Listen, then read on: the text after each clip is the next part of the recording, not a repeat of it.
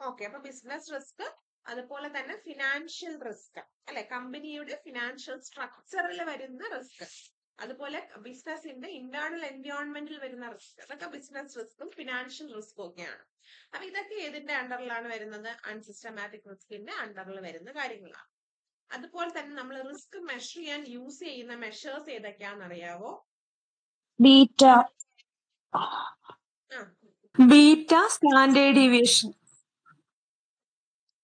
നമ്മൾ കൂടുതലായിട്ട് പറയുന്നത് നമ്മുടെ സ്റ്റാൻഡേർഡ് ഡീവിയേഷനും വേരിയൻസും ആണ്. നമുക്ക് ഏറ്റവും കൂടുതൽ റിസ്ക് വേരിയബിലിറ്റി മെഷർ ചെയ്യാൻ പറ്റുന്ന രണ്ടെണ്ണം എന്ന് പറയുന്നത് സ്റ്റാൻഡേർഡ് ഡീവിയേഷനും അതുപോലെ വേരിയൻസും ആണ്. ഓക്കെ,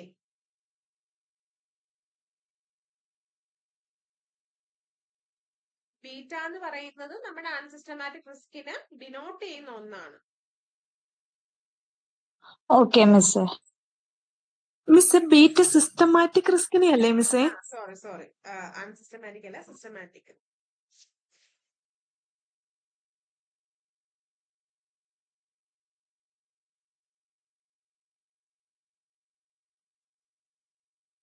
അതുപോലെ തന്നെ നമ്മുടെ ആൽഫ എന്തിനാണ് ഡിനോട്ട് ചെയ്യുന്നത്? ആൽഫ എന്ന് വെച്ചാൽ ഒരു സെക്യൂരിറ്റിയുടെ ഇൻഡിവിജ്വൽ റിട്ടേൺ, അതായത് മാർക്കറ്റ് റിട്ടേണിൽ നിന്നും ഡിഫറെന്റ് ആയിട്ട് ഓരോ സെക്യൂരിറ്റിയുടെ ഇൻഡിവിജ്വൽ റിട്ടേൺ എത്രയാണോ അതിനെയാണ് ഡിനോട്ട് ചെയ്യുന്നത്.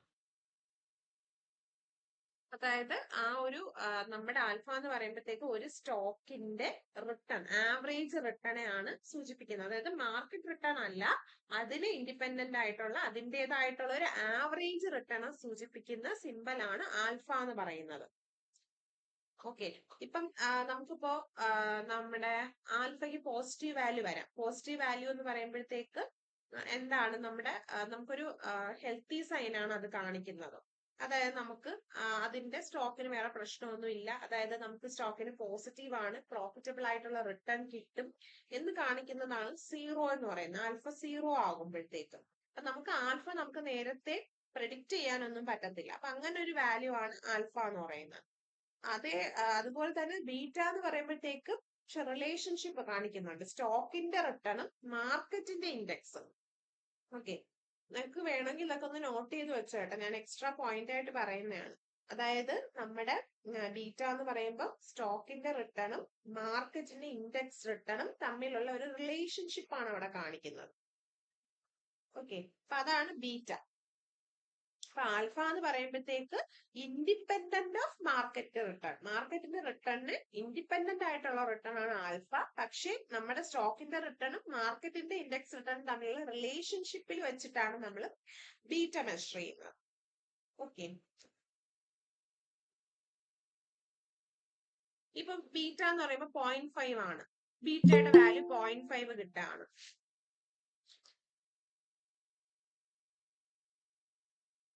ബീറ്റയുടെ വാല്യൂ 0.5 കിട്ടുകയാണെങ്കിൽ നമ്മുടെ മാർക്കറ്റ് ഇൻഡെക്സ് 1% ചേഞ്ച് ചെയ്തു, അതിനനുസരിച്ച് 0.5% നമ്മുടെ സ്റ്റോക്കിലും ചേഞ്ച് ഉണ്ടായി എന്നാണ് അതിന്റെ അർത്ഥം. അതായത് അവിടെ ഒരു പ്രൈസ് ചേഞ്ച് 0.5% ചേഞ്ച് സ്റ്റോക്കിൽ ഉണ്ടാകുകയാണ്.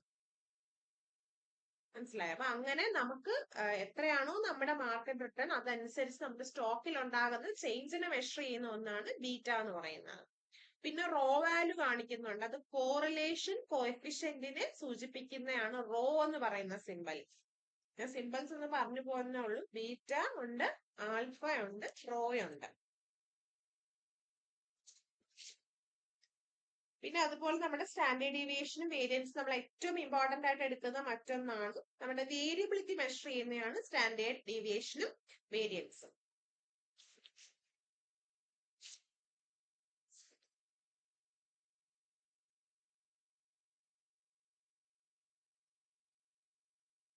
ഓക്കെ, പിന്നെ അതുപോലെ കോവേരിയൻസ്, നമ്മുടെ സ്റ്റോക്കിന്റെ റിസ്ക് കാൽക്കുലേഷൻ നമ്മൾ എക്സലന്റ് ആയിട്ടുള്ള മെഷർ തന്നെയാണ് സ്റ്റാൻഡേർഡ് ഡീവിയേഷൻ.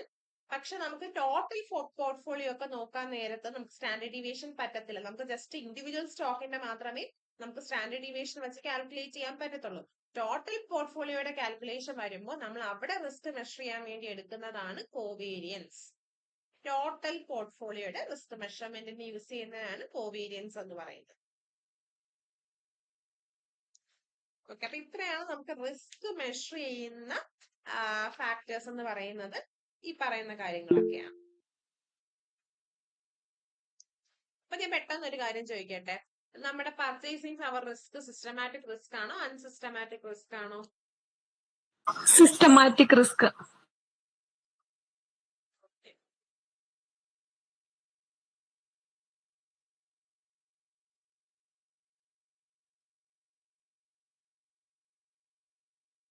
അത് കറക്റ്റ് ആയിട്ടുള്ള കാര്യമാണ്. അപ്പൊ ഇതൊക്കെ ചെറിയ ചെറിയ പോയിന്റ് ആണ്. ഇതിൽ നിന്നൊക്കെ നമുക്ക് ചിലപ്പോൾ ചോദിക്കാം, ബീറ്റ എന്തിനെ സൂചിപ്പിക്കുന്നു, ആൽഫ എന്തിനെ സൂചിപ്പിക്കുന്നു, കോവേരിയൻസ് എന്താണ്, ഇതിൽ നിന്നൊക്കെ ചോദ്യം വരാം. അതുകൊണ്ട് ഞാൻ പറഞ്ഞെന്നുള്ളതേ ഉള്ളൂ.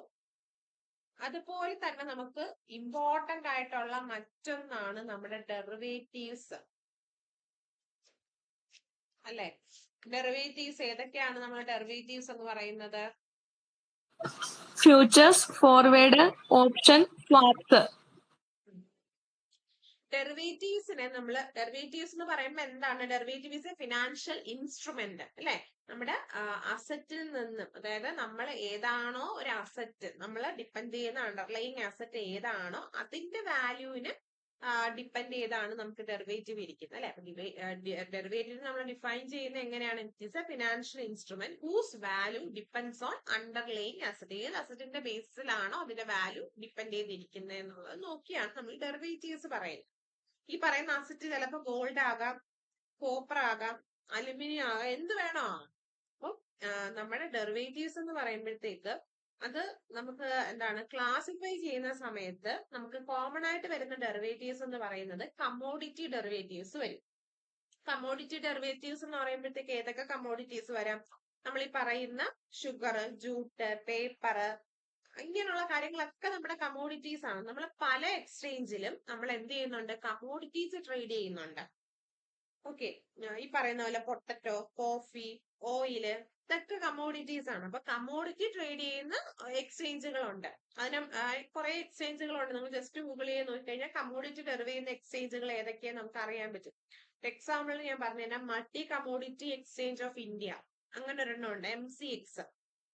അതുപോലെ national multi commodity exchange of India. അപ്പൊ ഇങ്ങനെ കമ്മോഡിറ്റീസ് കൊടുക്കുന്ന, അതായത് ഒരു അസറ്റിന്റെ ഇതിന്റെ ഈ ഡെറിവേറ്റീവിന്റെ വാല്യൂ ഡിപ്പെൻഡ് ചെയ്യുന്നത് ഒരു അസറ്റിന്റെ ബേസിസിലാണ്. അപ്പൊ അങ്ങനെയുള്ള ഇൻസ്ട്രുമെന്റ്സ് ഉണ്ട്. അതിലൊന്നാണ് കമ്മോഡിറ്റി ഡെറിവേറ്റീവ്സ് എന്ന് പറയുന്നത്. അപ്പൊ നമുക്ക് പൊട്ടറ്റോയുടെ കോൺട്രാക്ട് വെച്ചിട്ട് ഫ്യൂച്ചർ ചെയ്യാം. കോഫി എന്ന് പറയുന്ന ഒരു അസറ്റിന്റെ ബേസിസിൽ നമുക്ക് ഫ്യൂച്ചേഴ്സ് കണ്ടക്ട് ചെയ്യാം. അപ്പൊ ഇങ്ങനെയാണ് വരുന്നത് കമ്മോഡിറ്റീസ്. ഇനി ഫിനാൻഷ്യൽ ഡെറിവേറ്റീവ്സിലോട്ട് വരുമ്പോഴാണ് ഷെയർ, കറൻസീസ്, പിന്നെ ഗിൽഡഡ്, ഗവൺമെന്റ് സെക്യൂരിറ്റീസ്, ഇങ്ങനെയുള്ള കാര്യങ്ങളൊക്കെ വരുന്നത്. അപ്പൊ ആ ഫിനാൻഷ്യൽ ഡെറിവേറ്റീവ്സിലാണ് നമ്മൾ currency derivative, interest rate derivative, stock index derivative, അങ്ങനെയുള്ള കാര്യങ്ങളൊക്കെ ഫിനാൻഷ്യൽ ഡെറിവേറ്റീവ്സിലാണ് വരുന്നത്.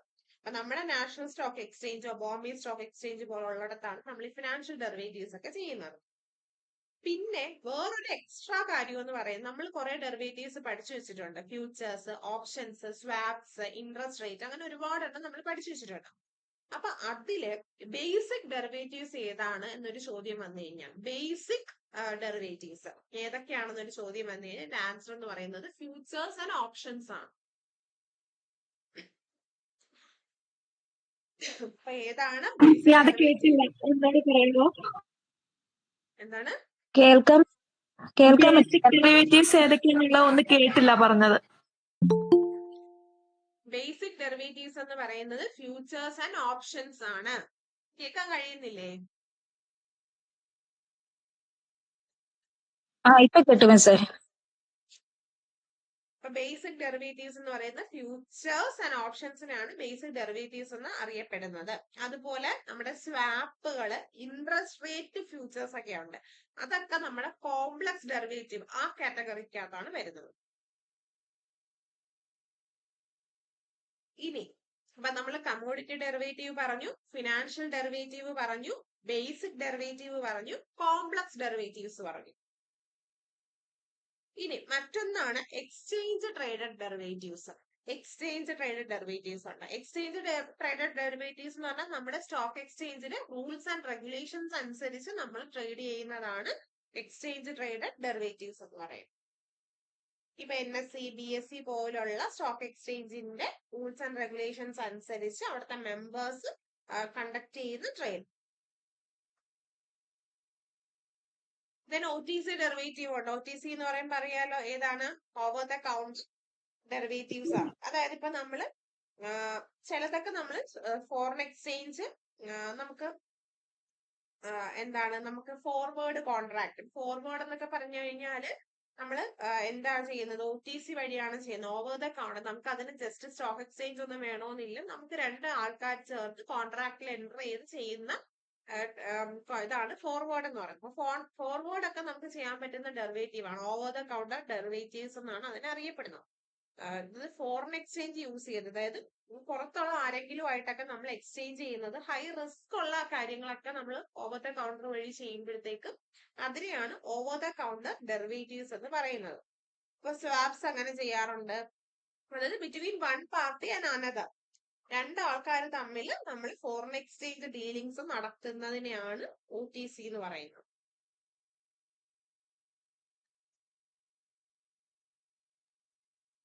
ഇനിയാണ് നമ്മൾ ഈ പഠിക്കുന്ന, ഇതിപ്പം നമ്മൾ കോമൺ ആയിട്ട് ബ്രോഡ് ആയിട്ട് പറഞ്ഞതാണ് ഫിനാൻഷ്യൽ ഡെറിവേറ്റീവ്, കോമൺ ഡെറിവേറ്റീവ്സ് എന്നൊക്കെ പറയുന്നത്.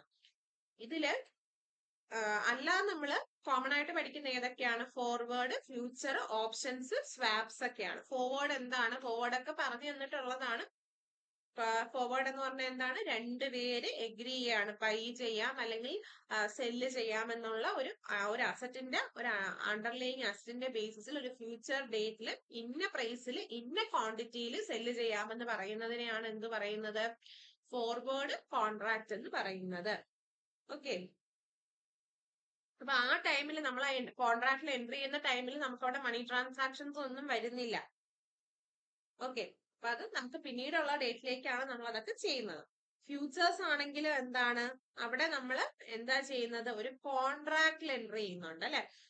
അതായത് ഇപ്പോ ഫോർവേഡ് എന്ന് പറയുമ്പോൾ എക്സാക്ട് ആയിട്ട് പറയുകയാണെങ്കിൽ ഫോർവേഡ് ആണ് നമ്മൾ കോൺട്രാക്ട് ആയിട്ട് പറയുന്നത്. ഫ്യൂച്ചേഴ്സ് എന്ന് പറയുമ്പോഴത്തേക്ക് നമ്മൾ അവിടെ എന്താണ്? ഒരു സെറ്റിൽമെന്റ് ഡേറ്റ് വെക്കുന്നുണ്ട്. ആ സെറ്റിൽമെന്റ് ഡേറ്റിന്റെ അടിസ്ഥാനത്തിലാണ് ഫ്യൂച്ചേഴ്സിൽ നമ്മൾ ചെയ്യുന്നത്. ഓക്കെ. അപ്പൊ ഫ്യൂച്ചേഴ്സ് എന്ന് പറയുമ്പോൾ സ്റ്റോക്ക് എക്സ്ചേഞ്ച് ബേസ്ഡ് ആണ്. ഫോർവേഡ് എന്ന് പറഞ്ഞാൽ ഓവർ ദ കൗണ്ടർ ബേസിസ് ആണ്. ഇനി ഓപ്ഷൻസ് എന്ന് പറഞ്ഞാൽ എന്താണ്? അവിടെ എന്താണ്? നമുക്ക് ഒബ്ലിഗേഷൻ ടു പെർഫോം അല്ലെങ്കിൽ റൈറ്റ് ടു പെർഫോം ആണ് ഓപ്ഷനിൽ വരുന്നത്. സെല്ലറിനും ബയറും തമ്മിൽ എന്ത് ചെയ്യാണ്? ഇങ്ങോട്ടും ഇങ്ങോട്ടും അവര് ഇന്നൊരു എന്താണ് ഓപ്ഷൻ പ്രീമിയം വെച്ചിട്ടുണ്ട്. ഓപ്ഷൻ പ്രീമിയം വെക്കുന്ന എന്തിനു വേണ്ടിയിട്ടാണ്? ഡൗൺ സൈഡ് റിസ്ക് കുറയ്ക്കാൻ.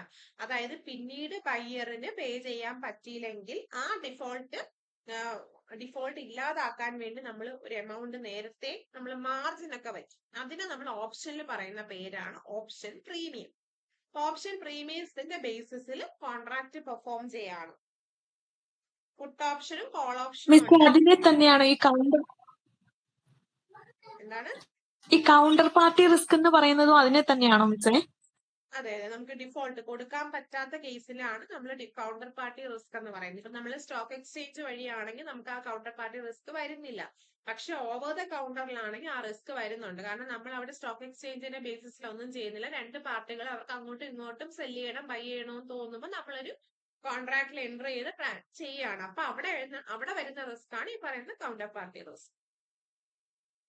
പിന്നെ നമ്മൾ സ്വാപ്സിലോട്ട് വരുമ്പോൾ നമ്മൾ ഒരു വാക്ക് അവിടെ ശ്രദ്ധിക്കണം. Series of periodic payment between the 2 parties. Series ഒരുപാട് എണ്ണം വരുന്നുണ്ട്. ഒന്നല്ല, ഒരു സീരീസ് ഓഫ് എക്സ്ചേഞ്ചുകൾ അവിടെ വരുന്നുണ്ട്. ഓക്കെ. അപ്പം സ്വാപ്പിനകത്താണ് നമുക്ക് ഏതൊക്കെ വരുന്നത്? Interest rate swap, currency swap, അതുപോലെ തന്നെ കോമ്പിനേഷൻ വരുന്നത്. അതായത് ഇൻട്രസ്റ്റ് റേറ്റും കറൻസി സ്വാപ്പും തമ്മിലുള്ള കോമ്പിനേഷനെയാണ് എന്ത് പറയുന്നത്? Cross currency interest rate swap. Cross currency interest rate swap എന്ന് പറയുന്നത്. അപ്പം അത് ജസ്റ്റ് ക്ലാസ്സിൽ കറക്റ്റ് ആയിട്ട് അതിന്റെ എല്ലാ പോയിന്റുകളും കൊടുത്തിട്ടുണ്ട്, കണ്ടാൽ മതി. ഞാൻ ജസ്റ്റ് ഒന്ന് പറഞ്ഞതേ ഉള്ളൂ. പുട്ട്, കോള്, സ്ട്രാഡില്, സ്ട്രാപ്പ്, ഇതൊക്കെ എന്താണെന്ന് അതിൽ കറക്റ്റ് ആയിട്ട് പറഞ്ഞിട്ടുണ്ട്. ഓക്കെ. സ്ട്രാഡിൽ എന്ന് പറയുമ്പോൾ എന്താണ്? Combination of a put and a call. പുട്ടും കോളും തമ്മിലുള്ള കോമ്പിനേഷനാണ് എന്ത് പറയുന്നത്? സ്ട്രാഡിൽ. സ്ട്രാപ്പ് എന്ന് പറയുന്നത് എന്താണ്? 2 കോളും 1 പുട്ടും, അല്ലെങ്കിൽ 2 പുട്ടും 1 കോളും. That is called a strap. Strap എന്ന് പറയുന്നത് എന്താണ്? 2 calls plus 1 put or 2 put and 1 call. ഇതാണ് സ്ട്രാപ്പ്. അല്ലാതെ നമ്മൾ സ്ട്രാങ്കിളും അങ്ങനെയുള്ള കാര്യങ്ങളൊക്കെ കുറച്ചുകൂടെ ഇൻക്ലൂഡ് ചെയ്തിട്ടുണ്ട്. ഓക്കെ, അപ്പൊ നമ്മള് ബൈ ചെയ്യാനായിട്ട് നമ്മളൊരു ഓപ്ഷൻ എടുക്കുകയാണെങ്കിൽ അതിനെ കോൾ ഓപ്ഷൻ എന്ന്, സെല്ല് ചെയ്യാനുള്ളതാണെങ്കിൽ അതിനെന്ത് പറയും? പുട്ട് ഓപ്ഷൻ എന്നുമാണ് പറയുന്നത്.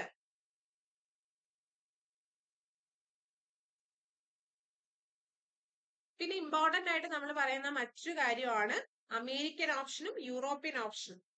അത് നമ്മുടെ മെച്യൂരിറ്റി ഡേറ്റിന്റെ ബേസിസിൽ നമ്മൾ അങ്ങനെ 2 ഓപ്ഷൻസ് പറഞ്ഞിട്ടുണ്ട്.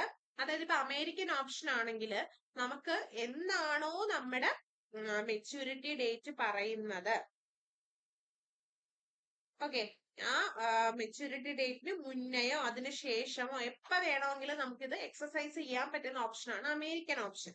പക്ഷെ യൂറോപ്യൻ ഓപ്ഷൻ ആണെങ്കിൽ on exercise only on the maturity date. Maturity ഡേറ്റിൽ മാത്രമേ നമുക്ക് എന്ത് ചെയ്യാൻ പറ്റത്തുള്ളൂ? എക്സസൈസ് ചെയ്യാൻ പറ്റുന്ന ഓപ്ഷനാണ് യൂറോപ്യൻ ഓപ്ഷൻ. അമേരിക്കൻ ഓപ്ഷൻ നമുക്ക് മെച്യൂരിറ്റി ഡേറ്റിന് ഓൺ ഓർ ബിഫോർ നമുക്ക് ചെയ്യാനായിട്ട് പറ്റും. അത് എപ്പോഴും അമേരിക്കന്റെയും യൂറോപ്യന്റെയും ഒക്കെ കാര്യങ്ങൾ ചോദിച്ചിട്ടുണ്ട്, അതുകൊണ്ടാണ് അത് ജസ്റ്റ് പറഞ്ഞത്. മിസ് അതിന്റെയൊക്കെ കൂടെ തന്നെ ഈ ബെർമുഡ ഓപ്ഷൻസും കാണാറുണ്ടല്ലോ മിസ്, അതെന്താ? ബെർമുഡ ഓപ്ഷൻസ് കാണാറുണ്ട്. പിന്നെ ഇതുമായിട്ട് റിലേറ്റ് ചെയ്ത് വരുന്ന വേറൊന്നാണ് നമ്മുടെ ഓപ്ഷൻ പ്രൈസിങ്ങുമായിട്ട് ബന്ധപ്പെട്ട് വരുന്ന വേറൊരു മോഡലാണ് ബ്ലാക്ക് ഷോൾ മോഡൽ. അപ്പൊ ഇത് രണ്ടുമാണ്. ബ്ലാക്ക് ഷോൾ മോഡൽസ് എന്താണ് ചോദിക്കാറുണ്ട്. അത് ഓപ്ഷൻ പ്രൈസിങ്ങുമായിട്ട് ബന്ധപ്പെട്ടതാണ് ഇത് വരുന്നത്. ഇതും ബെർമുഡ ഓപ്ഷൻസ് നമ്മൾ പ്രൈസിങ്ങിന് യൂസ് ചെയ്യുന്ന ഒരു ടെക്നിക്കാണ്. അതായത് നമ്മുടെ എന്ത് പറയാ, മോൺ കാർലോ സിമുലൈസേഷൻ അല്ലെങ്കിൽ ബൈനോമിയൽ ട്രീ മോഡൽ എന്ന് പറയുന്ന ഒരു മോഡലുണ്ട്. നമ്മൾ അധികം പഠിക്കേണ്ട ആവശ്യമൊന്നുമില്ല. അപ്പൊ അതിന്റെ ബേസിസിൽ പ്രൈസിങ് നടത്തുന്നതിനെയാണ് ഈ ബെർമുഡ ഓപ്ഷൻസ് എന്ന് പറയുന്നത്. അതായത് ഇപ്പൊ നമുക്ക് അമേരിക്കനും അല്ല യൂറോപ്യനും അല്ല എന്ന് പറയാൻ പറ്റുന്ന ഒരു ഓപ്ഷനാണ് ബെർമുഡ ഓപ്ഷൻ എന്ന് പറയുന്നത്. Higher than European option but lower than American option, അങ്ങനെ പ്രൈസ് ചെയ്യുന്ന ഒന്നാണ് ബെർമുഡ ഓപ്ഷൻ പ്രൈസിങ് എന്ന് പറയുന്നത്.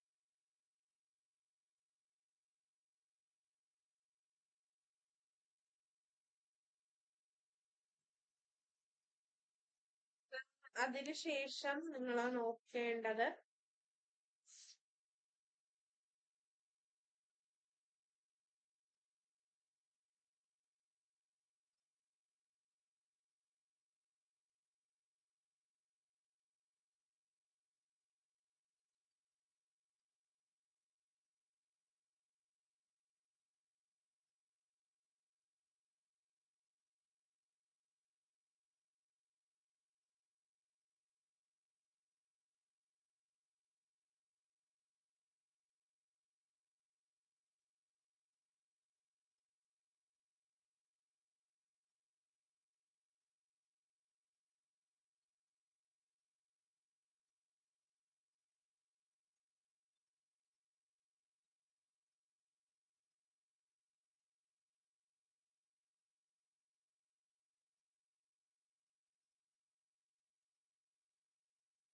കാണാൻ പറ്റുന്നുണ്ടോ സ്ക്രീന്?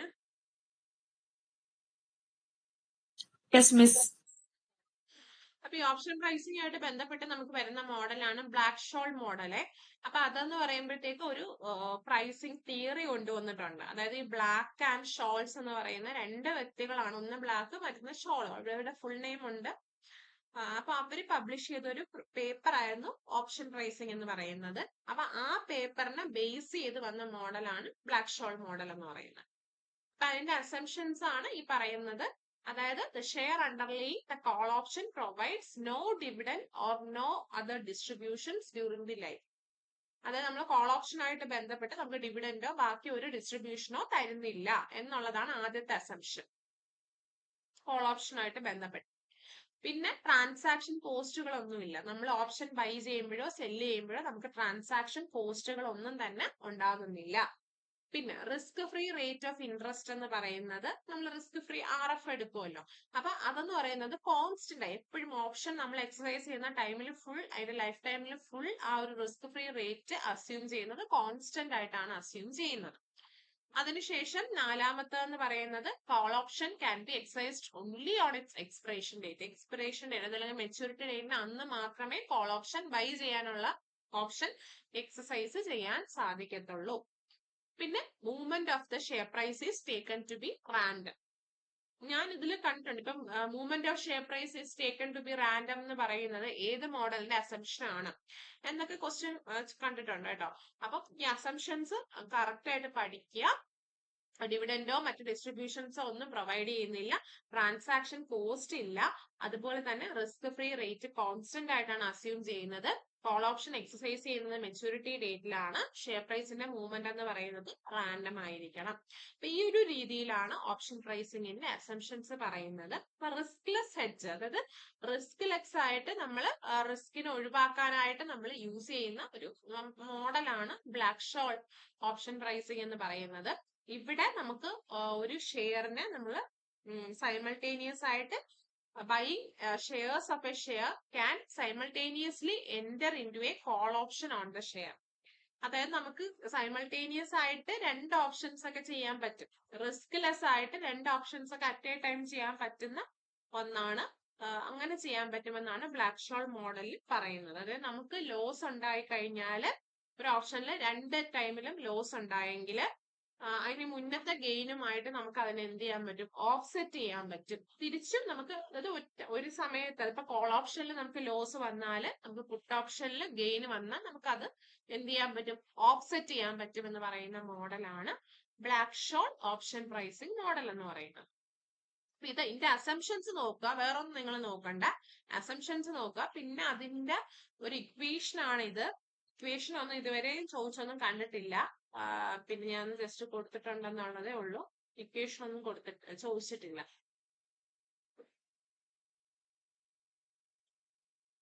പിന്നെ അതുപോലെ തന്നെ മാർക്കോവിറ്റ്സ് തിയറി. അപ്പൊ മാർക്കോവിറ്റ്സ് തിയറി ഞാൻ തന്നതിനകത്ത് വിട്ടുപോയിട്ടുണ്ട്. അപ്പൊ മാർക്കോവിറ്റ്സ് തിയറി എന്ന് പറയുമ്പോഴത്തേക്ക് നമ്മുടെ മോഡേൺ പോർട്ട്ഫോളിയോ തിയറിയുമായിട്ട് ബന്ധപ്പെട്ട് വരുന്ന ഒരു തിയറി തന്നെയാണ്. അതിന്റെയും അസംഷൻസ് വളരെ ഇമ്പോർട്ടന്റ് ആണ്. ആദ്യത്തെ അസംഷൻ എന്ന് പറയുന്നത് മാർക്കറ്റ് എഫിഷ്യന്റ് ആണ്. എന്താണെന്ന് എഫിഷ്യന്റ് എന്ന് പറഞ്ഞാൽ എന്താണ്, എല്ലാ ഇൻവെസ്റ്റേഴ്സിനും എന്ത് ചെയ്യുന്നുണ്ട്, സ്റ്റോക്ക് മാർക്കറ്റിനെ കുറിച്ചിട്ടുള്ള നോളജ് ഉണ്ട്. അതായത് ഇൻവെസ്റ്റേഴ്സ് എന്താ ചെയ്യുന്നത്, അവർക്ക് ഫുൾ ഇൻഫോർമേഷൻസ് അവിടെ നിന്ന് കിട്ടുന്നുണ്ട്. സ്റ്റോക്ക് മാർക്കറ്റിനെ കുറിച്ചിട്ടുള്ള എല്ലാ നോളജും ഫാക്റ്റും അവർക്കുണ്ട്.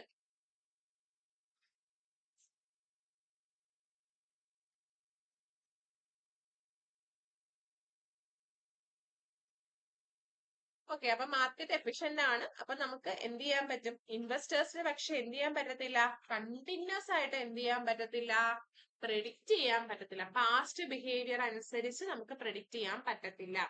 ടെക്നിക്കൽ അനാലിസിസിലൂടെയോ ഫണ്ടമെന്റൽ അനാലിസിസിലൂടെയോ നമുക്ക് എന്ത് ചെയ്യാൻ പറ്റത്തില്ല, ഇൻട്രൻസിക് വാല്യൂ ഫൈൻഡ് ഔട്ട് ചെയ്യാൻ പറ്റത്തില്ല.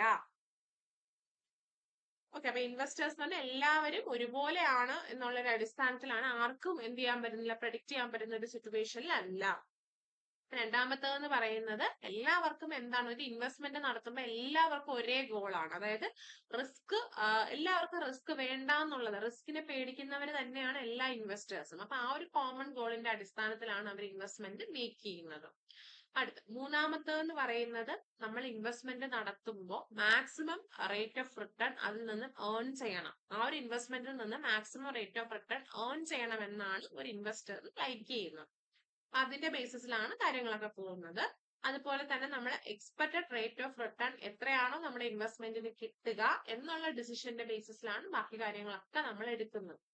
അപ്പൊ എക്സ്പെക്ടഡ് റേറ്റ് ഓഫ് റിട്ടേൺ എങ്ങനെയാണ് നമുക്ക് കണ്ടുപിടിക്കാൻ പറ്റുന്നത്, നമുക്ക് പർച്ചേസ് ചെയ്യുമ്പോൾ നമ്മൾ ആ സെക്യൂരിറ്റി പർച്ചേസ് ചെയ്യുമ്പോൾ ഉള്ളത്, അതുപോലെ നമുക്ക് ഓരോ വർഷവും നമുക്ക് അതിൽ നിന്ന് എന്തെല്ലാം ഇൻകം കിട്ടുന്നുണ്ട്, നമുക്ക് ആനുവലി കിട്ടുന്ന ക്യാപിറ്റൽ ഗെയിനുകൾ എന്തൊക്കെയാണ്, അതെല്ലാം കൂടെ ആഡ് ചെയ്ത് നോക്കിയിട്ട് മാത്രമേ നമുക്ക് എന്തറിയാൻ പറ്റത്തുള്ളൂ, എക്സ്പെക്ടഡ് റേറ്റ് ഓഫ് റിട്ടേൺ കണ്ടെത്താൻ പറ്റത്തുള്ളൂ. അതുപോലെ തന്നെ standard deviation of the rate of return. അപ്പൊ ഇതിന്റെ എല്ലാം ബേസിസിലാണ് മാർക്കോവിറ്റ്സ് തിയറി പോകുന്നത്. മാർക്കറ്റ് എഫിഷ്യന്റ് ആണ്, പ്രെഡിക്റ്റ് ചെയ്യാൻ പറ്റത്തില്ല, എന്താണ് റിസ്ക് അവേഴ്സ് ആണ് ഇൻവെസ്റ്റേഴ്സിന് maximum rate of return earn ചെയ്യാനാണ് അവരുടെ ഡിസയർ എന്ന് പറയുന്നത്. അതുപോലെ എക്സ്പെക്ടഡ് റേറ്റ് ഓഫ് റിട്ടേൺ ബേസിസിലാണ് അവർ എല്ലാ ഡിസിഷൻസും എടുക്കുന്നത്. എക്സ്പെക്ടഡ് റേറ്റ് ഓഫ് റിട്ടേൺ നമുക്ക് പർച്ചേസ് പ്രൈസും നമുക്ക് കിട്ടുന്ന ആനുവലി കിട്ടുന്ന ഗെയിനുകളുടെ അടിസ്ഥാനത്തിലാണ് നമുക്ക് അറിയാനായിട്ട് പറ്റുന്നത്. അപ്പൊ മാർക്കോവിറ്റ്സ് മോഡൽ അസംഷൻസ് ആണ് പറഞ്ഞത്. ഇനി മോഡലിനെ പറ്റി പറയുകയാണെങ്കിൽ മാർക്കോവിറ്റ്സ് അപ്രോച്ചിൽ നിന്നാണ് നമുക്ക് എന്ത് അറിയാൻ പറ്റുന്നത്, നമുക്ക് ഏറ്റവും നല്ലതായിട്ട് റിട്ടേൺ തരികയും റിസ്ക് കുറച്ച് റിട്ടേൺ തരുന്ന എഫിഷ്യന്റ് സെറ്റ് ഓഫ് പോർട്ട്ഫോളിയോ നമുക്ക് ഡിറ്റർമൈൻ ചെയ്യാൻ പറ്റുന്നത് ഏത് അപ്രോച്ചിലൂടെയാണ്, മാർക്കോവിറ്റ്സ് അപ്രോച്ചിലൂടെയാണ്.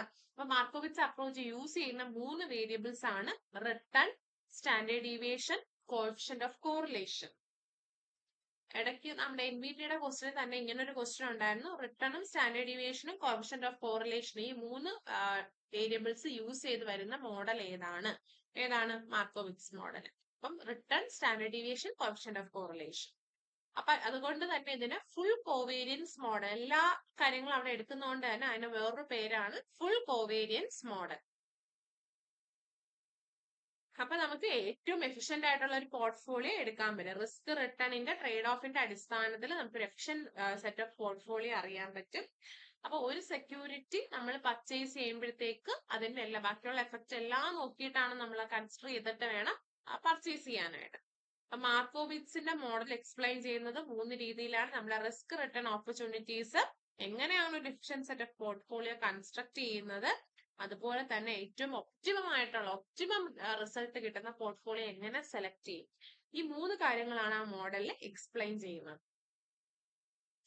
ഇത്രയാണ് നമ്മൾ മാർക്കോവിറ്റ്സ് മോഡലിനെ പറ്റി അറിയേണ്ടത്.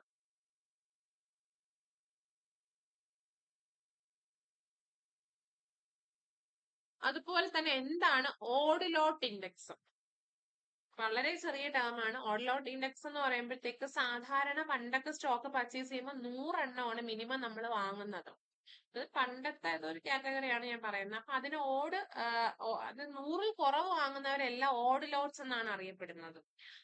ബയേഴ്സ് ആയാലും സെല്ലേഴ്സ് ആയാലും 100-ൽ കുറവ് വാങ്ങുന്നവര് ഓഡ് ലോട്ടേഴ്സ് എന്ന് അറിയപ്പെടും. അപ്പൊ നമ്മൾ ഈ ഓഡ് ലോട്ട് പർച്ചേസിന്റെയും ഓഡ് ലോട്ട് സെയിൽസിന്റെയും റിലേറ്റ് ചെയ്ത് നമ്മൾ എടുക്കുന്ന ഒരു ഇൻഡെക്സിനെയാണ് ഓഡ് ലോട്ട് ഇൻഡെക്സ് എന്ന് പറയുന്നത്. അപ്പൊ എത്രയാണോ നമ്മുടെ ഓഡ് ലോട്ട് പർച്ചേസസും ഓഡ് ലോട്ട് സെയിൽസ് ഇത് തമ്മിൽ ഡിവൈഡ് ചെയ്ത് നമുക്ക് കിട്ടുന്ന ഒരു ഇൻഡെക്സിനെയാണ് ഓഡ് ലോട്ട് ഇൻഡെക്സ് എന്ന് പറയുന്നത്. അപ്പൊ ആ ഒരു ഇൻഡെക്സിലൂടെ നമ്മുടെ ബൈയിങ് ആക്ടിവിറ്റി, നമ്മുടെ സെല്ലിംഗ് ആക്ടിവിറ്റി ഒക്കെ അറിയാൻ പറ്റും. അറിയാലോ, നമ്മുടെ വില കൂടുന്നതിനനുസരിച്ച് വില കൂടുമ്പോൾ നമ്മൾ എന്ത് ചെയ്യും, നമ്മുടെ കയ്യിലുള്ളത് സെല്ല് ചെയ്യും. നമുക്ക് ലാഭം കിട്ടാനായിട്ട് നമ്മൾ അങ്ങനെയാണ് ചെയ്യുന്നത് അല്ലെ. വില കുറയുമ്പോൾ ഇനിയും വില കുറയുമ്പോൾ നമ്മൾ എന്ത് ചെയ്യും, സെക്യൂരിറ്റീസിനെ ബൈ ചെയ്ത് വെക്കും അല്ലെ. ഇനി വില കൂടുമ്പോൾ വിൽക്കാൻ വേണ്ടി നമ്മൾ എന്ത് ചെയ്യും, ബൈ ചെയ്ത് വെക്കും. അപ്പൊ ആ ഒരു അടിസ്ഥാനത്തിൽ നമ്മൾ സെയിൽസ് നടത്തുന്നു, പർച്ചേസ് നടത്തുന്നു, അതിന്റെ കാര്യങ്ങളാണ് ഓഡ് ലോട്ട് ഇൻഡെക്സിൽ പറയുന്നത്. ഇത് അതിനകത്ത് വിട്ടുപോയെന്ന് പറഞ്ഞ കാര്യമാണ് മാർക്കോവിറ്റ്സും ഓഡ് ലോട്ട് ഇൻഡെക്സ്, ബാക്ക്ഷോർഡ് മോഡല്. ഓക്കെ, വേറെ എന്തെങ്കിലും നിങ്ങൾക്ക് സംശയം ഉണ്ടോ? ക്വസ്റ്റ്യൻസ് ഞാൻ പറയാം. അതിന് മുന്നേ വേറെ എന്തെങ്കിലും സംശയം ഉണ്ടോ?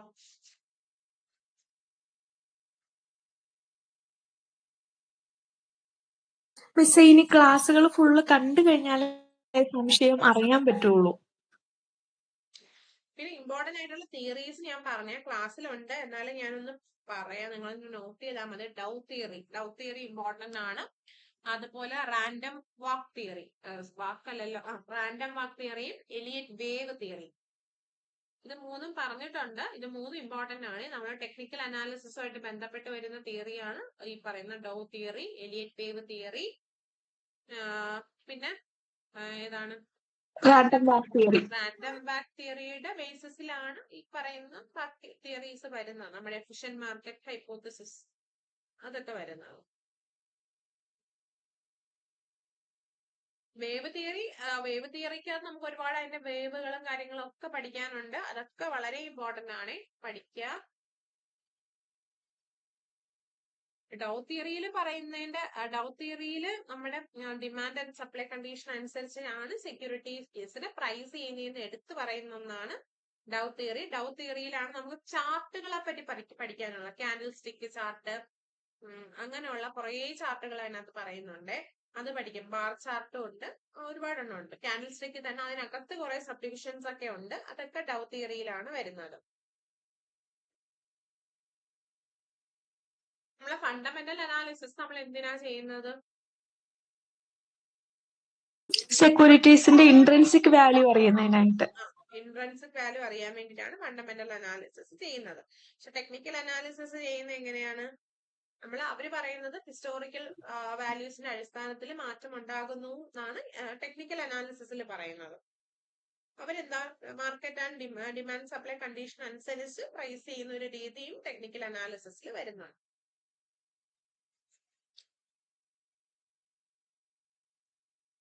ഡൗ തിയറിയിൽ വരുന്ന 3 മൂവ്മെന്റുകൾ വളരെ ഇമ്പോർട്ടന്റ് ആണ്.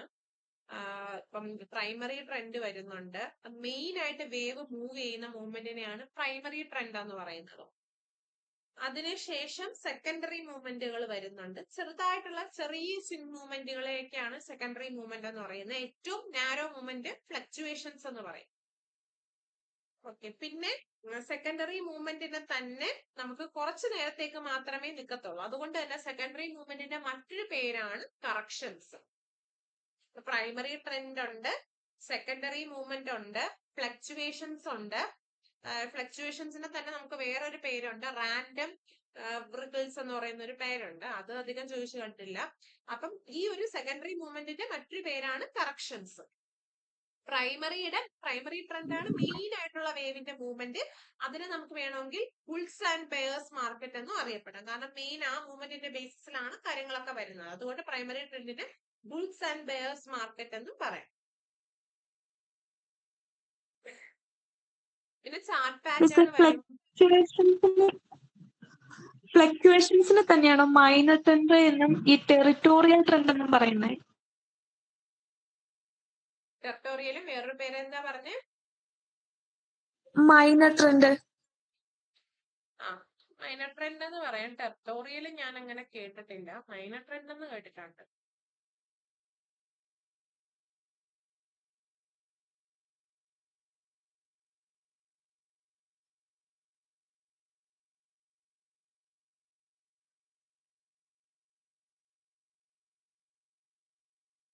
പിന്നെ ചാർട്ട് പാറ്റേൺ എന്ന് പറയുമ്പോഴത്തേക്ക് ലൈൻ ചാർട്ടും അങ്ങനെ കുറെ ചാർട്ടുകളുണ്ട്.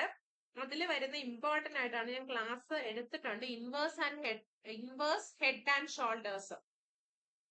ഇൻവേഴ്സ് ഹെഡ് ആൻഡ് ഷോൾഡേഴ്സും അല്ലാത്ത ഹെഡ് ആൻഡ് ഷോൾഡേഴ്സും ഉണ്ട്.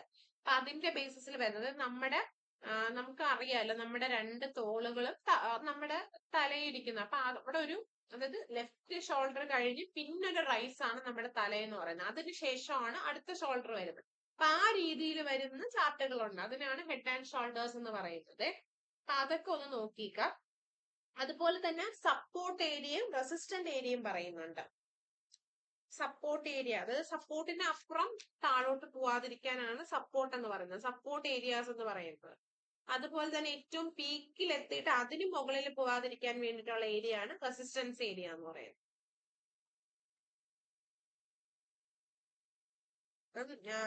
ലൈൻ ചാർട്ട് ഉണ്ട്, ബാർ ചാർട്ട് ഉണ്ട്, പോയിന്റ് ആൻഡ് ഫിഗർ ചാർട്ട് ഉണ്ട്. ജസ്റ്റ് പേര് അറിഞ്ഞാൽ മതി. പിന്നെ ഈ ഇത് പഠിക്കുമ്പോൾ ഹെഡ് ആൻഡ് ഷോൾഡർ കൂടെ പഠിക്കരുത്. പിന്നെ നമുക്ക് ഒരുപാട് ഇൻഡെക്സുകളുണ്ട്. അല്ലെ, ഇൻഡെക്സുകളിൽ ആണ് ഈ ടെക്നിക്കൽ അനാലിസിസിൽ കുറെ ഇൻഡെക്സുകളുണ്ട്. അതിലൊന്നാണ് നമ്മുടെ relative strength index, RSI. Relative സ്ട്രെങ്തും അതുപോലെ തന്നെ ROC ഉണ്ട്, RSI ഉണ്ട്. അപ്പൊ ഞാനത് ജസ്റ്റ് മാത്രമേ ക്ലാസ്സിൽ പറഞ്ഞിട്ടുള്ളൂ എന്ന് പറഞ്ഞ് ഒരാൾ മെസ്സേജ് അയച്ചിട്ടുണ്ടായിരുന്നു. അപ്പൊ അത് റിലേറ്റീവ് സ്ട്രെങ്ത് ഇൻഡെക്സ് ഒന്നും പ്രത്യേകിച്ചൊന്നും പറയാനില്ല. അതായത് അതിനൊരു ഫോർമുല പറയുന്നുണ്ട്.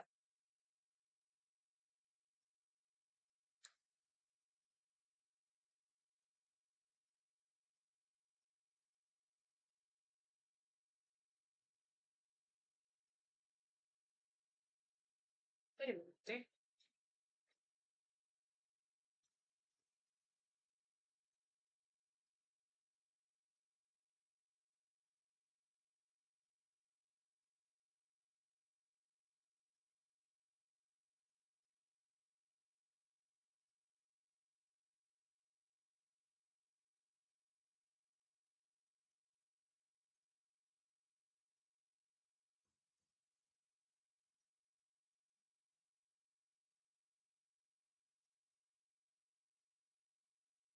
ഓക്കെ, അപ്പൊ നമ്മുടെ ഏതാണ് മാർക്കറ്റ് ഇൻഡെക്സ്?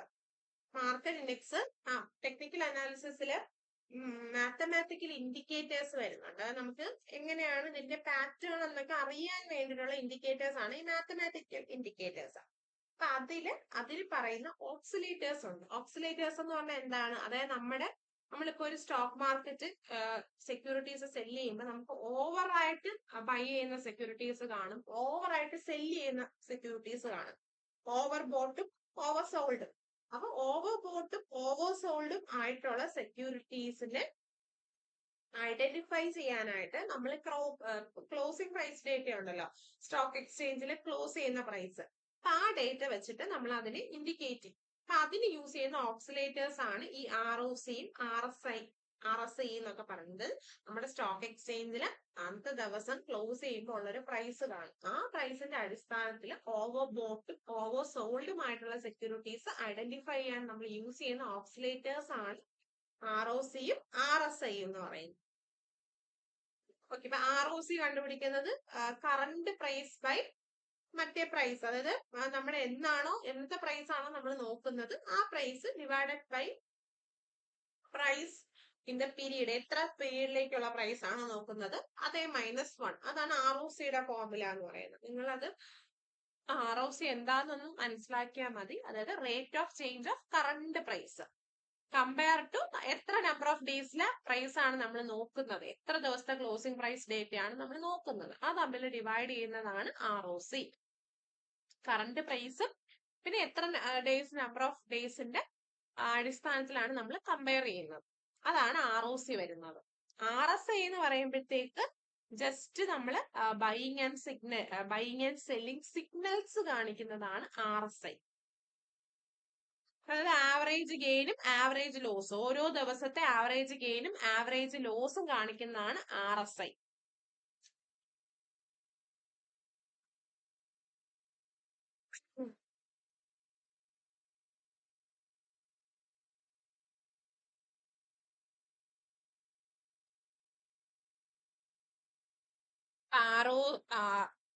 ROC ഉണ്ട്, RSI ഉണ്ട്. അപ്പൊ ഇതിൽ രണ്ടിലും ആണ് ഫോർമുലാസ് വരുന്നത്. വേറൊന്നിനും അങ്ങനെ ഫോർമുലാസ് വരുന്നില്ല. അപ്പൊ ഇതിൽ രണ്ടിലും ആണ് ഫോർമുല വരുന്നത്. അപ്പം അതിന്റെ ഫോർമുലയാണ് ഞാൻ ജസ്റ്റ് എഴുതിയിടാം. ഫോർമുലയൊന്നും ചോദിച്ചിട്ടൊന്നും ഇല്ല, പിന്നെ പലർക്കൊരു പേടിയുണ്ട് ചോദിച്ചാലോ എന്നുള്ളത്.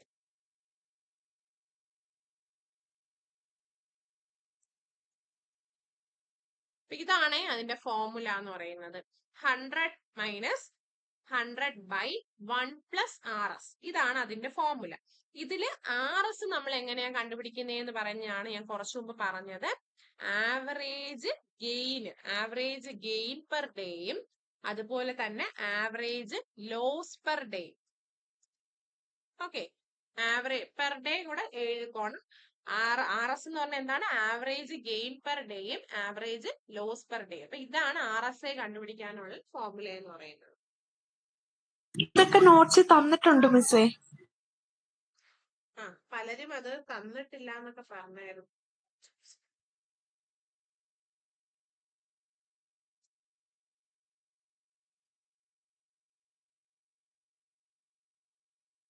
ഓക്കെ, വേറെ ഇമ്പോർട്ടന്റ് ആയിട്ട് കുറച്ച് ക്വസ്റ്റ്യൻസ് ഇൻക്ലൂഡ് ചെയ്തിട്ടുള്ളൂ. കാരണം ഞാൻ തന്നിട്ടുള്ള ക്വസ്റ്റ്യൻസ് നിങ്ങൾ ചെയ്തു നോക്കിയായിരുന്നോ? ചെയ്ത് നോക്കിയിട്ടില്ല മിസ്സേ, കാരണം പോർഷൻസ് ഫുള്ള് കഴിഞ്ഞിട്ടില്ല. ഇത് കഴിഞ്ഞ NVTയിൽ വന്ന ക്വസ്റ്റ്യൻ തന്നെയാണ്. ഞാൻ കുറച്ചുകൂടെ പറഞ്ഞതാണ് മാർക്കോവിറ്റ്സ് അപ്രോച്ചിൽ നമ്മൾ യൂസ് ചെയ്യുന്ന വേരിയബിൾസ് ഏതൊക്കെയാണെന്നാണ്. ഏതൊക്കെയാണ്? All of the above. All of them. All of the above. രണ്ടാമത്തത് കോർണർ പോർട്ട്ഫോളിയോ ആണ്. ഞാൻ മുന്നേ ഒരു പ്രീവിയസ് ക്വസ്റ്റ്യനിൽ കോർണർ പോർട്ട്ഫോളിയോനെ പറ്റിയിട്ട് ഡിസ്കസ് ചെയ്തിട്ടുണ്ടായിരുന്നു. ആരെങ്കിലും അത് കണ്ടിട്ടുണ്ടോന്ന് അറിയില്ല. Risk and return. രണ്ടും വരുന്നതാണ്. റിസ്കും റിട്ടേണും വരുന്നതാണ് കോർണർ പോർട്ട്ഫോളിയോ എന്ന് പറയുന്നത്. ഞാൻ പ്രീവിയസ് ഇയർ ക്വസ്റ്റ്യൻസ് ഡിസ്കസ് ചെയ്യുന്ന നമ്മുടെ യൂട്യൂബിലൊക്കെ കഴിഞ്ഞ തവണ ഇട്ടിട്ടുണ്ട്. അപ്പൊ അതിൽ പറയുന്നുണ്ട് കോർണർ പോർട്ട്ഫോളിയോ. ജസ്റ്റ് വേറെ ഒന്നുമില്ല, റിസ്കും റിട്ടേണും ഒരുപോലെ അനാലിസിസ് നടത്തുന്നതിനെയാണ് കോർണർ പോർട്ട്ഫോളിയോ എന്ന് പറയുന്നത്. അതിനുശേഷം ലീനിയർ ഫംഗ്ഷൻ എന്ന് പറയുന്നത് ഏത് മോഡലാണ്? ലീനിയർ മാർക്കറ്റ് റിട്ടേണിന്റെ അടിസ്ഥാനത്തിൽ സെക്യൂരിറ്റിയുടെ റിട്ടേൺ പറയുന്ന മോഡൽ ഏതാണ്?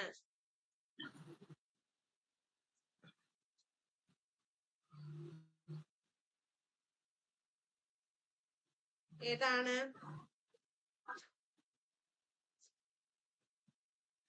CAPM. CAPM. CAPM ആണോ മാർക്കറ്റ് റിട്ടേണിന്റെ മാത്രം അല്ലല്ല, പറയുന്നത്? Sharp single index model. Sharp single index മോഡലാണ്. ഒരെണ്ണേ പറയുന്നുള്ളത്. മാർക്കറ്റ് ഇൻഡെക്സ് എന്ന് പറയുന്ന ഒരു വേരിയബിളിന്റെ അടിസ്ഥാനം, അതാണ് ലീനിയർ ഫംഗ്ഷൻ എന്ന് പറയുന്നത്. അപ്പൊ ഒരു വേരിയബിളിന്റെ അടിസ്ഥാനത്തിൽ മാത്രം നമ്മൾ നോക്കുന്ന മോഡല്, റിട്ടേൺ മെഷർ ചെയ്യുന്ന മോഡലാണ് ഏതെന്ന് പറയുന്നത്? Sharp single index. CAPM ഒരെണ്ണം അല്ലല്ലോ നമ്മൾ ചെയ്യുന്നത്. മാർക്കോവിറ്റ്സ് മോഡലിൽ പറഞ്ഞ അല്ല. 3 കാര്യങ്ങൾ വരുന്നുണ്ട്. CAPM എന്ന് പറയുമ്പോഴത്തേക്ക് അതിനകത്ത് സിസ്റ്റമാറ്റിക് റിസ്കും അതുപോലെ നമ്മൾ റിസ്ക് ഫ്രീ ഇൻഡെക്സ് റേറ്റ് നോക്കുന്നുണ്ട്, മാർക്കറ്റ് റിട്ടേൺ നോക്കുന്നുണ്ട്. CAPM capital market line RF plus beta into RM minus RF.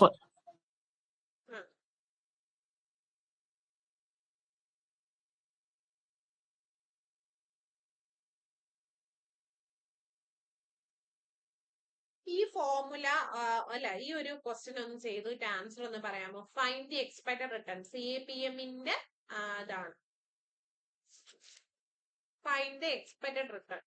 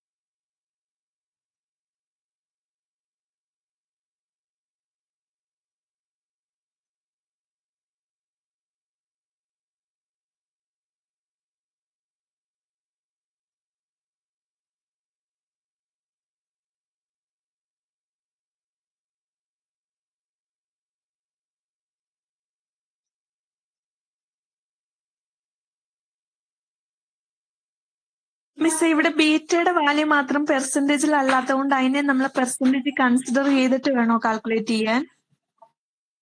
അല്ല, ബാക്കിയുള്ളതിനെ നമ്മൾ പെർസെന്റേജ് അല്ലാതെ ആക്കിയാൽ മതി. റേറ്റ് ഓഫ് റിട്ടേൺ 13 ആണ്. എത്ര കിട്ടിയ ആൻസർ? 30 30 ആണോ? അല്ല 13.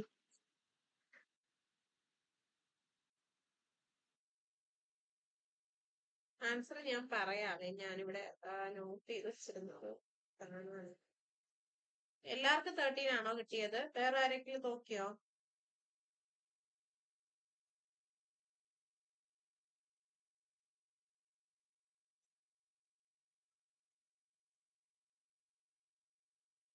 വേറെ ആരും ചെയ്തില്ലേടെ? ഇത്രയും ഈ ഒരു ചെറിയ ഈ കണക്ക് എന്തായാലും പരീക്ഷയ്ക്ക് ചോദിക്കാൻ സാധ്യതയുള്ള ഒരു കണക്ക്. അതാ നിങ്ങളോട് ചെയ്തു നോക്കാൻ പറഞ്ഞത്. വേറെ ആർക്കും കിട്ടിയില്ല?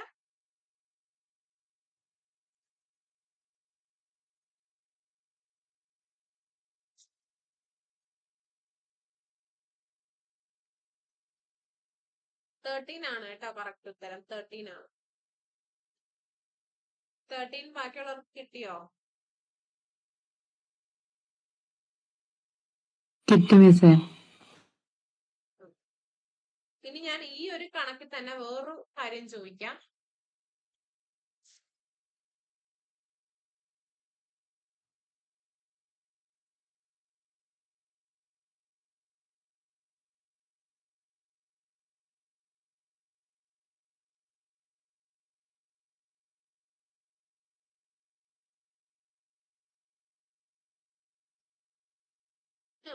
വേറൊരു കാര്യം എന്ന് പറഞ്ഞാല് നമുക്കിപ്പോ ബീറ്റ കണ്ടുപിടിക്കണം. ഈ ക്വസ്റ്റ്യൻ തന്നെ ബീറ്റ കണ്ടുപിടിക്കണം. ജസ്റ്റ് ഒരു ചേഞ്ച് എന്ന് പറയുന്നത് ഇതില് നമ്മുടെ എക്സ്പെക്ടഡ് റിട്ടേൺ തന്നിട്ടുണ്ട്. എക്സ്പെക്ടഡ് റിട്ടേൺ 18% ആകുമ്പോ ഓക്കെ, എക്സ്പെക്ടഡ് റിട്ടേൺ 18% ആകുകയാണ്. ഓക്കെ, എക്സ്പെക്ടഡ് റിട്ടേൺ 18% ആകാണ്. ബീറ്റ തന്നിട്ടില്ല. അപ്പൊ നിങ്ങൾക്ക് എത്രയായിരിക്കും ഉത്തരം കിട്ടുന്നത്? ബീറ്റ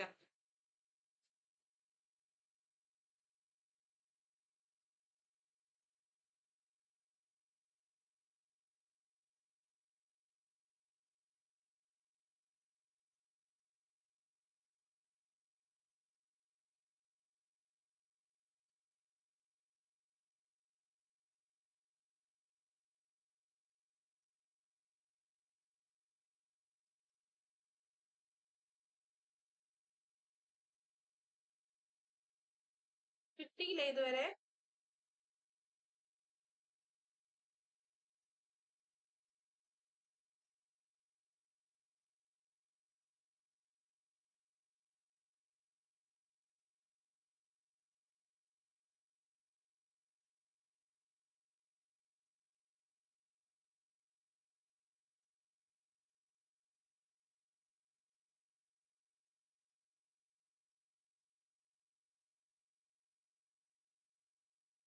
കിട്ടിയോ?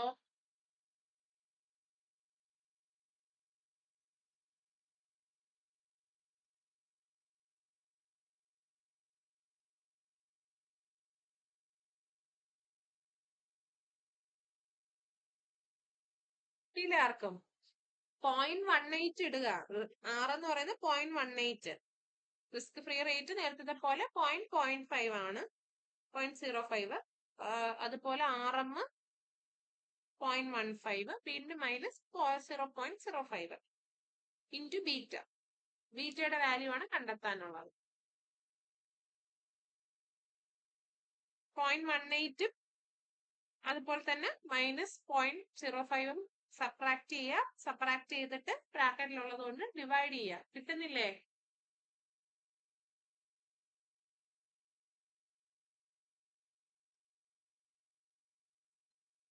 ആർക്കും കിട്ടിയില്ലേ?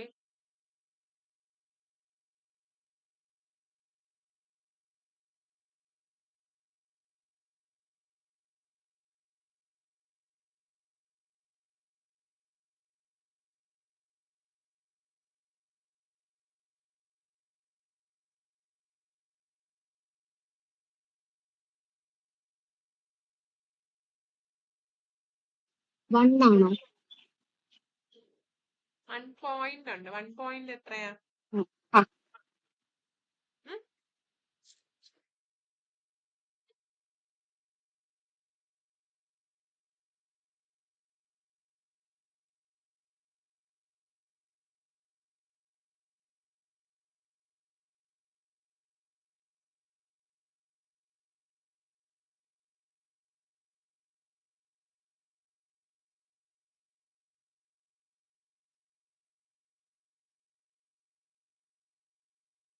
1 പോയിന്റ്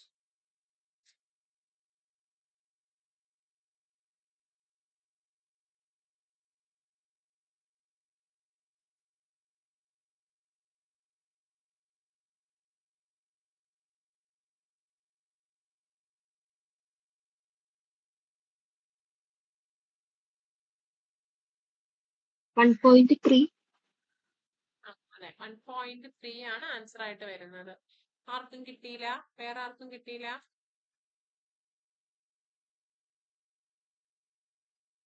ഇങ്ങനെ ചെയ്യുമ്പോൾ നമുക്ക് അപ്പുറത്തെ സൈഡിലോട്ട് കൊണ്ടുപോയി സബ്ട്രാക്ട് ചെയ്തിട്ട് മറ്റത് കൊണ്ട് ഡിവൈഡ് ചെയ്ത് കഴിഞ്ഞാൽ ബീറ്റ കിട്ടും. ബീറ്റയുടെ ആൻസർ എന്ന് പറയുന്നത് 1.3 ആണ്.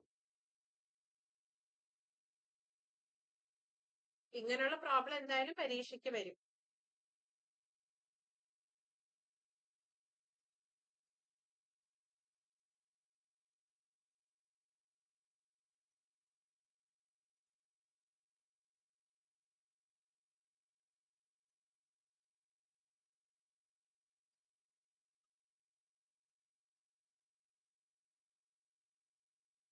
വേറൊരു കാര്യം കൂടെ ഞാൻ പറയാം. അതായത് നമ്മുടെ ഇപ്പോ സ്റ്റാൻഡേർഡ് ഡീവിയേഷൻ തന്നിട്ടുണ്ട് എന്ന് വിചാരിക്കുക. എന്ത് തന്നിട്ടുണ്ടായിരിക്കും? നമ്മുടെ സ്റ്റാൻഡേർഡ് ഡീവിയേഷൻ തന്നിട്ടുണ്ട്. അതുപോലെ കോറിലേഷൻ കോഎഫിഷ്യന്റ് തന്നിട്ടുണ്ടായിരിക്കും. ആറിന്റെ വാല്യൂ തന്നിട്ടുണ്ടായിരിക്കും. അതുപോലെ മാർക്കറ്റിന്റെ സ്റ്റാൻഡേർഡ് ഡീവിയേഷൻ കൂടെ തന്നിട്ടുണ്ടായിരിക്കും. മാർക്കറ്റിന്റെ സ്റ്റാൻഡേർഡ് ഡീവിയേഷൻ. നമ്മൾ അല്ലാത്ത സ്റ്റാൻഡേർഡ് ഡീവിയേഷൻ നമ്മൾ ഡിനോട്ട് ചെയ്യുന്നത് എങ്ങനെയാണ്?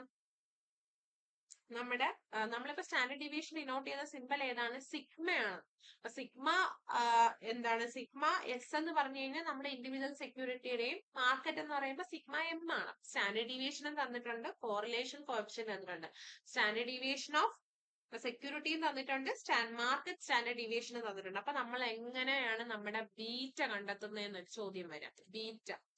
അപ്പൊ ബീറ്റ നമ്മൾ കണ്ടെത്തുന്നത്, ഇതിന്റെ സിമ്പൽ എടുക്കാൻ പാടായതുകൊണ്ടാണ് ഞാൻ ബീറ്റ എന്ന് എഴുതിയത്. അപ്പൊ ബീറ്റ എന്ന് പറയുമ്പോഴത്തേക്ക് അതിന്റെ ഇപ്പം നമുക്ക് ബീറ്റ തന്നിട്ടില്ല എന്നുണ്ടെങ്കിൽ, സ്റ്റാൻഡേർഡ് ഡീവിയേഷൻ തന്നിട്ടുണ്ടെങ്കിൽ നമ്മൾ എന്താ ചെയ്യുന്നത്? നമുക്ക് കോറിലേഷൻ കോഎഫിഷ്യന്റ് കൂടെ എന്ത് ചെയ്യണം? കോറിലേഷൻ കോഎഫിഷ്യന്റിന്റെ കൂടെ, അതായത് ആറിന്റെ കൂടെ നമ്മൾ എന്ത് മൾട്ടിപ്ലൈ ചെയ്യണം? നമ്മുടെ സെക്യൂരിറ്റിയുടെ സ്റ്റാൻഡേർഡ് ഡീവിയേഷൻ ഇൻഡു ചെയ്തിട്ട് എന്താണ്? മാർക്കറ്റിന്റെ സ്റ്റാൻഡേർഡ് ഡീവിയേഷൻ കൊണ്ട് എന്ത് ചെയ്യണം? അതിനെ മാർക്കറ്റിന്റെ സ്റ്റാൻഡേർഡ് ഡീവിയേഷൻ കൊണ്ട് ഡിവൈഡ് ചെയ്യുമ്പോൾ നമുക്ക് എന്ത് കിട്ടും? ബീറ്റ കിട്ടും. അപ്പൊ സെക്യൂരിറ്റിയുടെ സ്റ്റാൻഡേർഡ് ഡീവിയേഷനും മാർക്കറ്റിന്റെ സ്റ്റാൻഡേർഡ് ഡീവിയേഷനും തന്നിട്ടുണ്ട്, കോറിലേഷൻ കോഎഫിഷ്യന്റും തന്നിട്ടുണ്ടെങ്കിൽ കോറിലേഷൻ കോഎഫിഷ്യന്റ് ഇൻഡു സെക്യൂരിറ്റിയുടെ സ്റ്റാൻഡേർഡ് ഡീവിയേഷൻ ബൈ മാർക്കറ്റിന്റെ സ്റ്റാൻഡേർഡ് ഡീവിയേഷൻ കൊണ്ട് ഡിവൈഡ് ചെയ്യുമ്പോഴാണ് നമുക്ക് ബീറ്റ കിട്ടുന്നത്. പിന്നെ നമ്മൾ ആ ഫോർമുലയിൽ ചെയ്താൽ മതി. ഓക്കെ.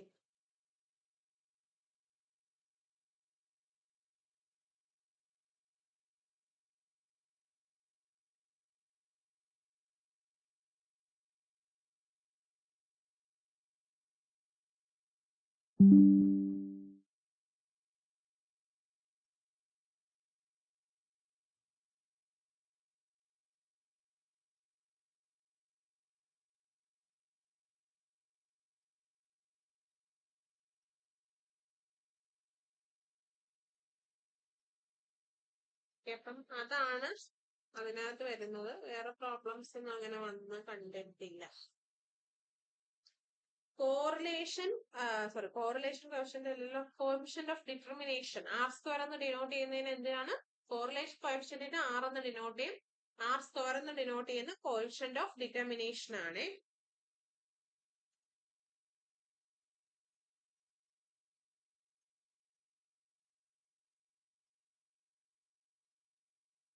പിന്നെ 18ാമത്തെ question, risk factor of security market line. Security market ലൈനിന്റെ റിസ്ക് ഫാക്ടർ ഡിനോട്ട് ചെയ്യുന്നത് എന്തിനെയാണ്? Beta coefficient.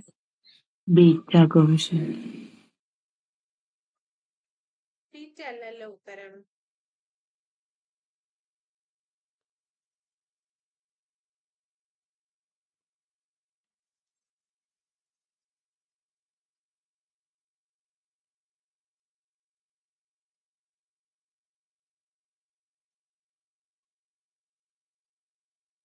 SML-ന്റെ ഗ്രാഫില് ബീറ്റയും എക്സ്പെക്ടഡ് റിട്ടേണും അല്ലേ മിസ്സേ കാണിക്കുന്നേ?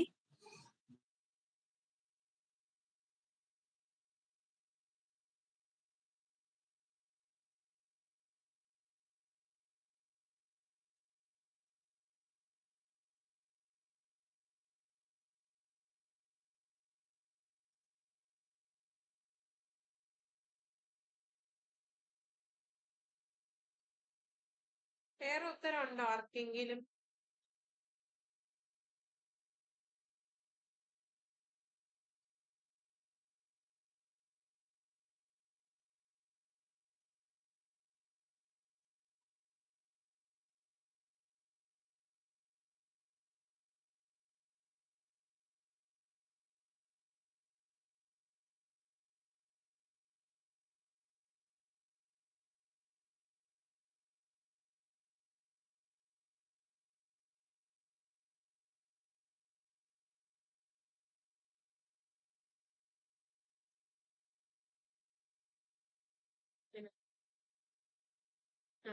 ബീറ്റ ആണ് കേട്ടോ ആൻസർ. ബീറ്റ.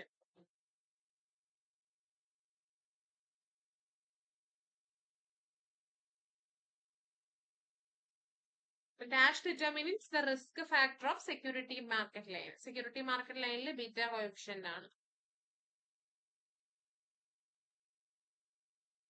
19th ആൻസർ എന്താ? 1 call option and 1 put option.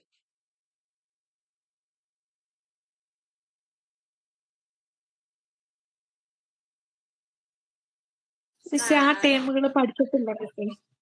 അത് നോക്കി തന്നിട്ടുണ്ട്. അത് നോക്കി തന്നിട്ടുണ്ട്. സ്ട്രാങ്കിള്, സ്ട്രാഡില്, സ്ട്രാപ്പ്, സ്ട്രിപ്പ് എല്ലാം തന്നിട്ടുണ്ട്. പഠിക്കാം. ഇതിന്റെ Okay, ആൻസർ miss. സ്ട്രാങ്കിൾ ആണ്. ഓപ്ഷൻ എ ആണ്.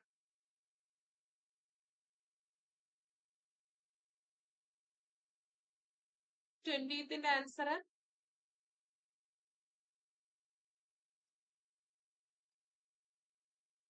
All of the above. All of the above ആണ്. 21 നേരത്തെ പറഞ്ഞു. 21 Forward. Series of cash flows ആണ്. അപ്പൊ സീരീസ് ഓഫ് ക്യാഷ് ഫ്ലോസ് എന്ന് പറയുമ്പോ ഏതാ? Swaps ആണ്, swaps.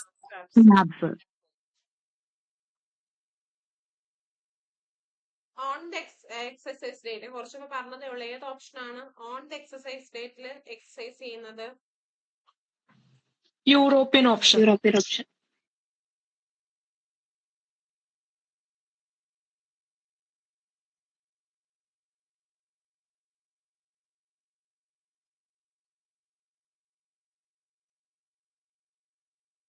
ഇതിന്റെ ആൻസർ എന്താ?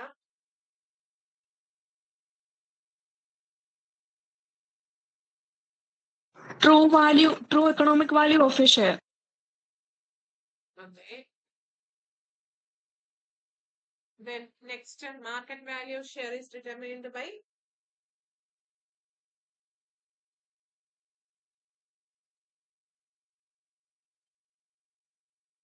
Demand and supply forces. A ആണ് ഡിമാൻഡ് ആൻഡ് സപ്ലൈ ഫോഴ്സസ്. ഇത് ചെയ്തതാണ്. പിന്നെ CAPMന്റെ അസംഷൻസ് ഇമ്പോർട്ടന്റ് ആണ്. അത് പഠിച്ചോളണം. SMLും CMLും തമ്മിലുള്ള ഡിഫറൻസ് എന്താണ്?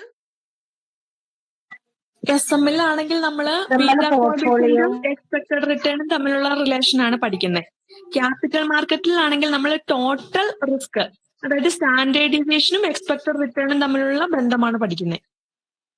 പിന്നെ CAPMനകത്ത് കൂടുതൽ ഫോക്കസ് വരുന്നതാണ് CML.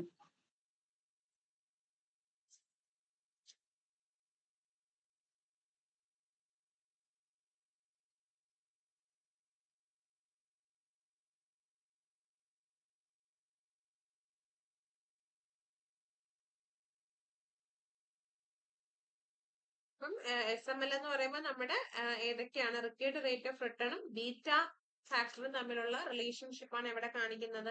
SMLനകത്ത് കാണിക്കുന്നത്. അതുപോലെ നമുക്ക് ഒരുപാട് ഇൻവെസ്റ്റ്മെന്റ്സ് കാണുന്നുണ്ട്. ഡിഫറെന്റ് കൈൻഡ് ഓഫ് ഇൻവെസ്റ്റ്മെന്റ്സ് കാണും ഒരാൾക്ക്. അപ്പൊ അതിന്റെ ഫുൾ പോർട്ട്ഫോളിയോ കൂടെ എവിടെ എഫിഷ്യന്റ് ആയിട്ടുള്ള ഒരു പോർട്ട്ഫോളിയോയാണ് നമ്മുടെ CMLനകത്ത് കാണിക്കുന്നത്. അതുമായിട്ട് ബന്ധപ്പെട്ടാണ് നമ്മൾ എഫിഷ്യന്റ് ഫ്രോണ്ടിയർ പഠിച്ചിട്ടുള്ളത്.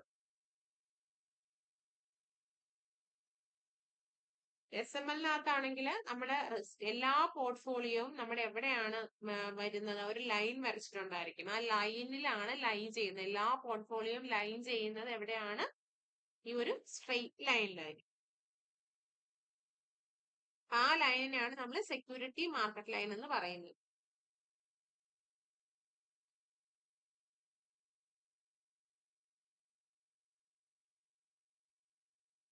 SMLയിൽ നമുക്ക് അറിയാൻ പറ്റുന്ന മറ്റൊരു കാര്യമാണ് നമ്മുടെ സെക്യൂരിറ്റി ഓവർ പ്രൈസ്ഡ് ആണോ അണ്ടർ പ്രൈസ്ഡ് ആണോ എന്ന്.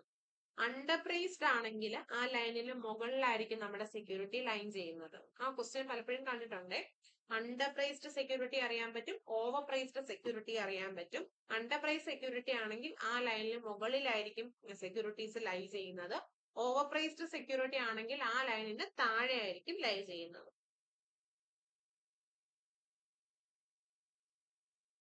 പിന്നെ ഇമ്പോർട്ടന്റ് ആയിട്ടുള്ള മറ്റൊന്നാണ് നമ്മുടെ ആർബിട്രേജ് പ്രൈസിംഗ് തിയറി. ആർബിട്രേജ് എന്താണെന്ന് അറിയാലോ, ഒരു അസറ്റിന് തന്നെ പല പല പ്രൈസസ് കൊടുത്ത് പ്രോഫിറ്റ് ഉണ്ടാക്കുന്ന ഒരു മെത്തേഡാണ് ആർബിട്രേജ് എന്ന് പറയുന്നത്. ആർബിട്രേജ് തിയറിയുടെ അസംഷൻസ് ഉണ്ട്, വളരെ ഇമ്പോർട്ടന്റ് ആണ്. എന്ന് പറഞ്ഞാൽ എല്ലാവർക്കും ഹോമോജീനിയസ് എക്സ്പെക്ടേഷൻ ആണ്. അതുപോലെ തന്നെ മിനിമം റിസ്ക് കൊടുത്ത് മാക്സിമൈസ് ചെയ്യാനാണ് ഇൻവെസ്റ്റേഴ്സ് ശ്രമിക്കുന്നത്. പെർഫെക്റ്റ് കോമ്പറ്റീഷൻ ആണെന്നാണ് പറയുന്ന മാർക്കറ്റില്. ട്രാൻസാക്ഷൻ കോസ്റ്റ് ഒന്നും തന്നെ പറയുന്നില്ല.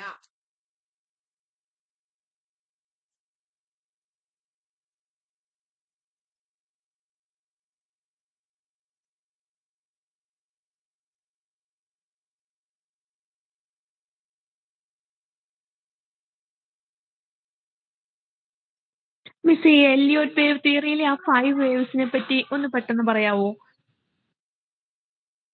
5 വേഴ്സ് ആണ് നേരത്തെ പറഞ്ഞത്, പ്രൈമറി ട്രെൻഡും സെക്കൻഡറിയും ആ കറക്ഷൻസും ഒക്കെ. അത് 5 എണ്ണം അതെന്തോ കഴിഞ്ഞാല് ഒരു ഇമ്പൾസ് ആണെന്നൊക്കെ പറഞ്ഞിട്ട് പറയുന്നുണ്ടല്ലോ മിസ്സേ, അതെനിക്കൊരു ഡൗട്ട്. ആ വേവ്സിനെ എന്തോ ഇമ്പൾസ് ആയിട്ട്. പിന്നെ വേറൊരു ക്വസ്റ്റ്യൻ ഇതിനകത്ത് ഇട്ടിട്ടുണ്ടായിരുന്നത് ഷാർപ്പ് മോഡലിനെ പറയുന്ന മറ്റു പേരെന്താണെന്നാണ്. അറിയാവോ ആർക്കെങ്കിലും?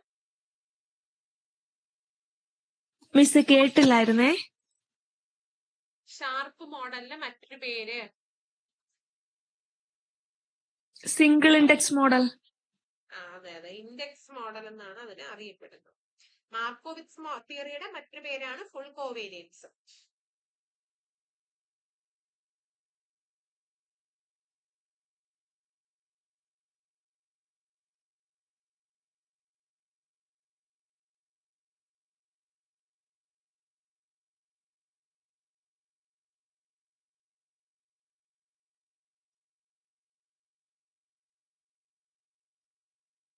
മിസ് അതുപോലെ തന്നെ ഈ CAPM ക്വസ്റ്റ്യൻസ് നോക്കുമ്പോൾ ഈ കോൺസ്റ്റന്റ് റുപ്പി കോസ്റ്റ് ആവറേജ് അങ്ങനെയൊക്കെ കുറെ കാര്യങ്ങൾ കാണുന്നുണ്ടല്ലോ മിസ്സേ. അതിന്റെ ക്ലാസ് ഇട്ടിട്ടുണ്ട്. പോർട്ട്ഫോളിയോ റിവിഷൻ എന്ന് പറഞ്ഞിട്ടുള്ളതിനകത്താണ് ഇട്ടിട്ടുള്ളത്. പോർട്ട്ഫോളിയോ നമ്മൾ റിവൈസ് ചെയ്യും. അതായത് നമുക്കിപ്പോ ഇൻവെസ്റ്റ് ചെയ്തതിന് ശേഷം ഇടയ്ക്കിടയ്ക്ക് നമുക്ക് ചിലപ്പോൾ സെക്യൂരിറ്റീസിന്റെ പ്രൈസ് മാറുന്നതിനനുസരിച്ച് നമ്മുടെ ബുൾ ബെയർ ഒക്കെ മാറുന്നതിനനുസരിച്ച് നമുക്ക് എന്ത് ചെയ്യേണ്ടി വരും? ചില പോർട്ട്ഫോളിയോ ആഡ് ചെയ്യേണ്ടി വരും, അഡ്ജസ്റ്റ് ചെയ്യേണ്ടി വരും. ആഡ് ചെയ്യേണ്ടി വരും, അല്ലെങ്കിൽ മാറ്റേണ്ടി വരും, റീപ്ലേസ് ചെയ്യേണ്ടി വരും. അങ്ങനത്തെ സിറ്റുവേഷനാണ് പോർട്ട്ഫോളിയോ റിവിഷൻ എന്ന് പറയുന്നത്. അപ്പൊ അത് റിവൈസ് ചെയ്യുന്ന പല പല പ്ലാനുകളാണ് ഈ പറയുന്നത്. ഓക്കെ മിസ്, ക്ലാസ് കേട്ടോളാം. എക്സ്പ്ലെയിൻ ചെയ്യുന്നുണ്ട്. പിന്നെ വേവ് തിയറിയിൽ ഇമ്പോർട്ടന്റ് ആയിട്ട് പറയാം, വേവ് എന്ന് പറയുമ്പോഴത്തേക്ക് 5 എണ്ണം വരും. 5 എണ്ണം വന്നിട്ട് പിന്നെ അതിനെ ABC എന്നാണ് ഡിനോട്ട് ചെയ്യുന്നത്. 5 എണ്ണത്തിന് ശേഷം ABC എന്ന് ഡിനോട്ട് ചെയ്യും. അപ്പൊ മൊത്തത്തില് ഒരു 8 എണ്ണം കഴിഞ്ഞിട്ടാണ് അടുത്ത വേവ് വരുന്നത്. ഈ 5 എണ്ണം പ്ലസ് ABC കഴിഞ്ഞിട്ട് ആണ് അടുത്തത് വരുന്നത്, 8 എണ്ണം. അത് ഒന്ന് നോക്കുക.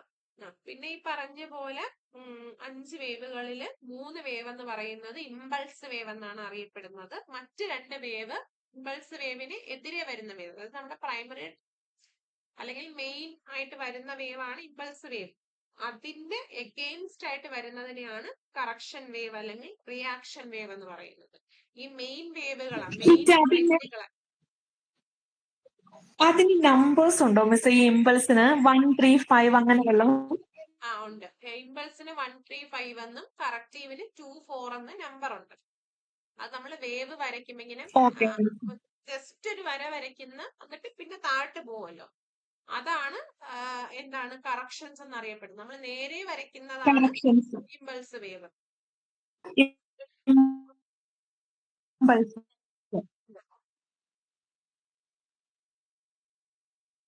അപ്പൊ ഈ ABCക്കകത്തും ഇമ്പൾസും കറക്ഷൻസും ഉണ്ടോ? ഉണ്ട്. ഇപ്പം വേവ് 1 വരയ്ക്കുമ്പോ മുകളിലോട്ട് ഒരു വേവ് വരുന്നു, ആ വേവിനെ കറക്റ്റ് ചെയ്യുന്നതാണ് 2. അതുപോലെ തന്നെ വരുന്നതാണ് 3, 4. അതിപ്പോ 4 വരയ്ക്കുമ്പോ അതിനെ കറക്റ്റ് ചെയ്യുന്നതാണ് 3. അങ്ങനെ വരും.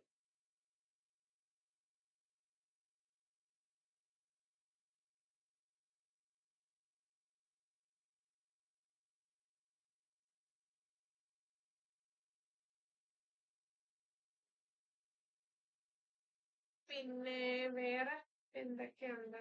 വേറെ ബാക്കി മേജോറിറ്റി കാര്യങ്ങൾ പറഞ്ഞു എന്ന് തോന്നുന്നു. ഈ ഫോർമുല പ്ലാന് നോക്കുക. ഫോർമുല പ്ലാൻ ആണ് കോൺസ്റ്റന്റ് റേഷ്യോ പ്ലാനും കോൺസ്റ്റന്റ് റുപ്പി പ്ലാൻ. അതിനെങ്ങനെയാണ് നമ്മൾ റിവിഷൻ ചെയ്യുന്നതെന്ന് മാത്രം അതിനകത്ത് പറയും. അതിൽ ഇമ്പോർട്ടന്റ് ഓക്കെ പ്ലാനുകൾ മിസ്സേ, കോൺസ്റ്റന്റ് ക്ലാസ്സിലുണ്ടാവും. Rupee plan, constant ratio plan, variable ratio plan, പിന്നെ റുപ്പി കോസ്റ്റ് ആവറേജ്.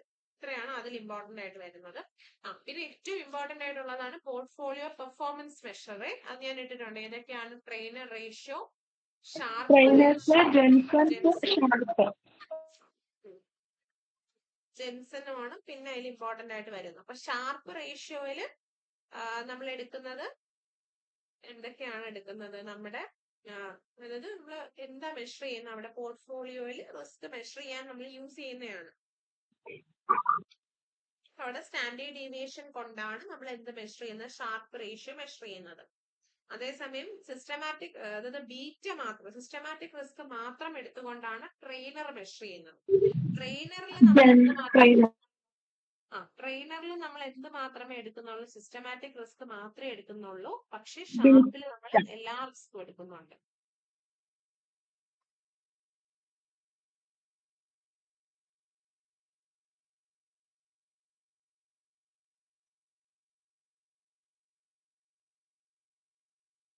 പിന്നെ ജെൻസൺസ് മോഡല്, അത് നമ്മുടെ ഷാർപ്പിനും ട്രെയിനറിനും സിമിലർ ആയിട്ടുള്ള ഒരു മോഡൽ ആണെങ്കിലും നമ്മുടെ CAPM-ഉമായിട്ട് ബന്ധപ്പെട്ടാണ് ഈ ഒരു ജെൻസൺസ് മോഡൽ വരുന്നത്. അതായത് നമ്മൾ CAPM-ന്റെ ഫോർമുല യൂസ് ചെയ്ത് റിട്ടേൺ കണ്ടുപിടിച്ചിട്ട് അത് പിന്നെ നമ്മുടെ ആൽഫ, ഇവിടെ യൂസ് ചെയ്യുന്ന ആൽഫയാണ്, ആൽഫയും തമ്മിലുള്ള ഡിഫറൻസ് എടുക്കുന്നതിനെയാണ് ജെൻസൺ മോഡൽ എന്ന് പറയുന്നത്. അത് ഫോർമുല സഹിതം ക്ലാസ് പറയുന്നുണ്ട്. അതൊന്ന് ജസ്റ്റ് നോക്കിയാൽ മതി.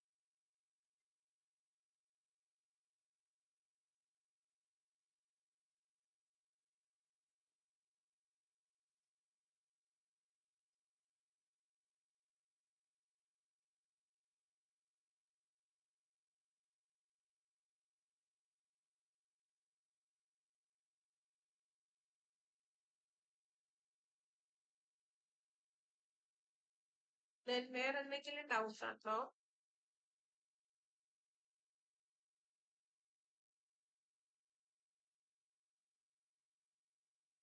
ക്ലാസ് കാണുമ്പോൾ ഡൗട്ട്സ് വരുന്ന മെസ്സേജ് ഇടാം മിസ്സേ.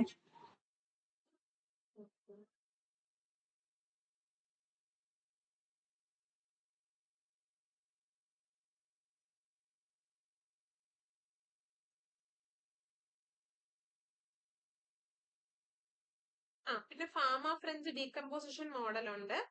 അതുകൂടെ പഠിച്ചോളണം. അതും പറയുന്നുണ്ട്, ക്ലാസ് പറയുന്നുണ്ട്, പഠിക്കുക. Pharma French decomposition model.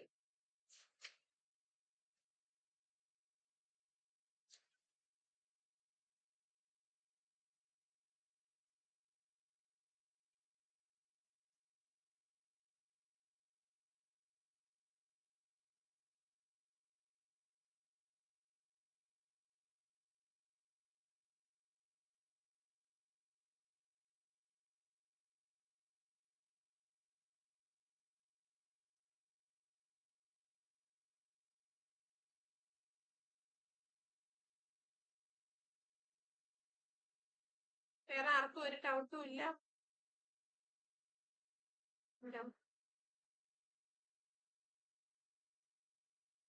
Exam മിക്കവാറും ഇന്ന് അപ്ലോഡ് ചെയ്യുമായിരിക്കും. നിങ്ങള് ആരും പഠിച്ചിട്ടില്ല, എന്നാലും നിങ്ങള് പഠിച്ചവരതനുസരിച്ച് എഴുതുക.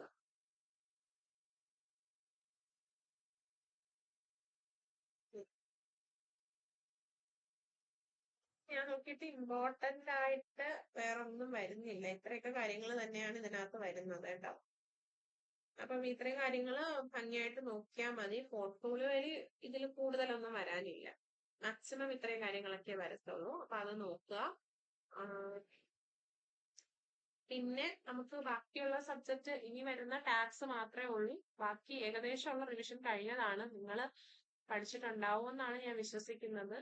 ടാക്സ് ഓൾറെഡി നമ്മൾ കുറെ ടൈം എടുത്ത് പഠിച്ചൊരു സബ്ജക്റ്റ് ആണ്.